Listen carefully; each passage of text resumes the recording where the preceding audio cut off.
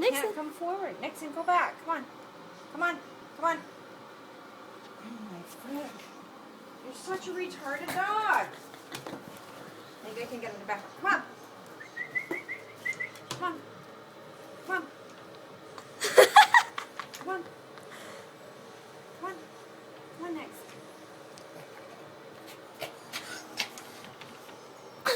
Come on, baby. Okay.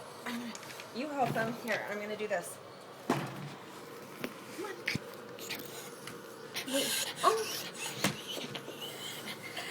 Oh, Mom. Yeah. Oh my gosh, it's jammed so tight. How did he get his head in there?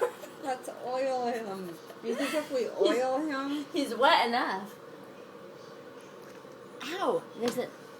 Oh, careful, don't break his neck. Here, he needs to come up here. Lift him up. Here, lift him up. Ouch! Of course he would get stuck between this and this, not these two. I am so mad.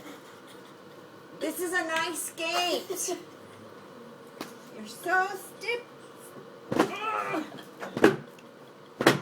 so mad at you. He's in the stock brigade. Nixon.